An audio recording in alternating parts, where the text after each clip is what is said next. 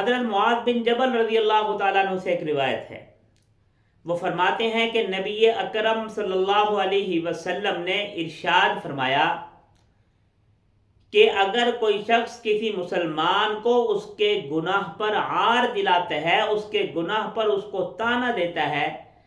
تو اس شخص کی موت اس وقت تک واقع نہیں ہوگی، اس کو اس وقت تک موت نہیں آئے گی